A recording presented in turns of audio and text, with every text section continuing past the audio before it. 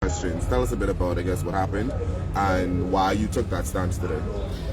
My colleagues and I will lay out for you a number of the key questions we have put on the agenda, but we are sick and tired of this government ducking the second Wednesday.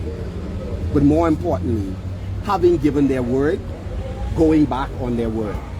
It is required in the procedures in the Parliament that we have a second Wednesday where the opposition can ask the questions and they should give a full and complete answer. They have avoided this. Many times they would say they get back to you and they don't get back to you.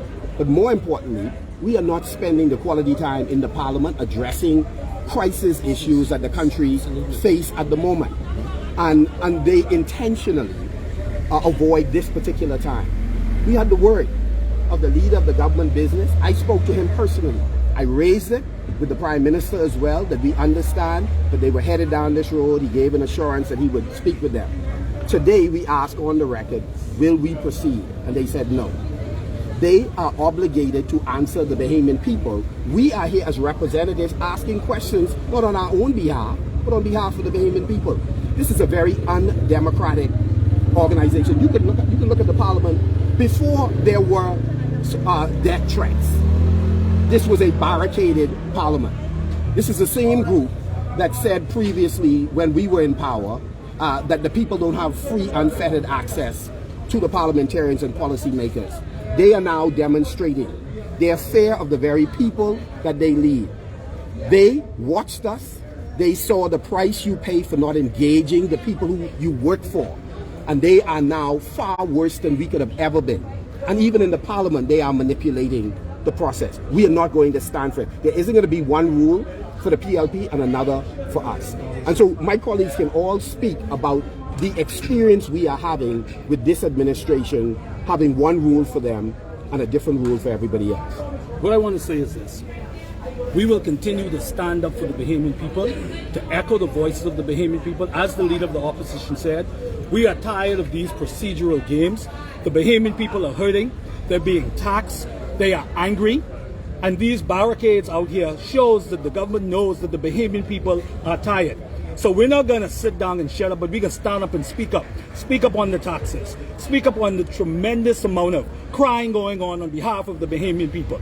So we are telling the government today that we will not go along with this. We will speak up for the Bahamian people. We have an illegal immigration crisis that we need to talk about. There are so many issues that are affecting the Bahamian people, and so we're going to continue to stand up and speak up for the Bahamian people.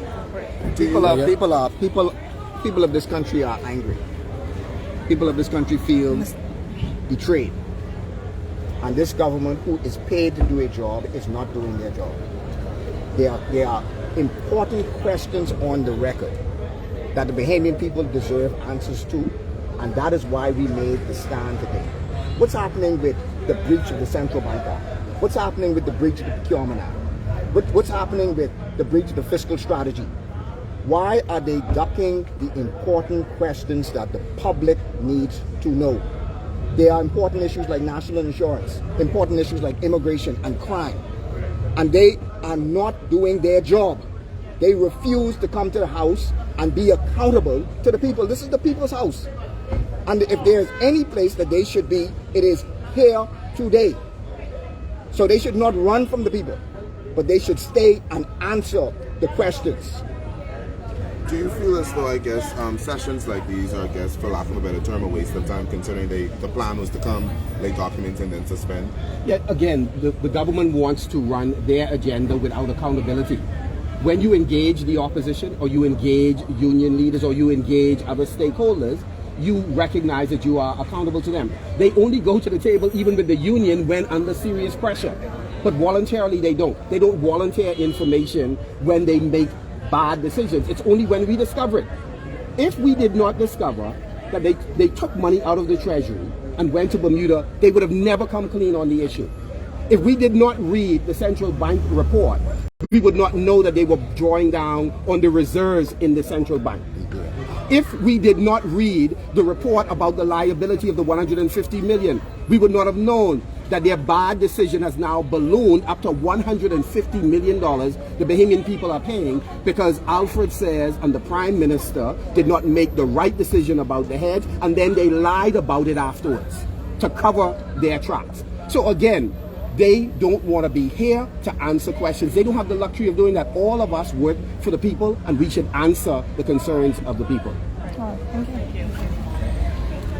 For those who are just joining us, that was the leader of the opposition, Mr. Michael Pintard, expressing his frustration that House was suspended because by law on the second Tuesday of every month they are required to pose questions to the government, but they are not pleased with the outcome. For those who are just joining us, that was the leader of the opposition, Mr. Michael Pintard, expressing his frustration on what transpired during this morning's proceedings. For Eyewitness News, Laurentia Smith.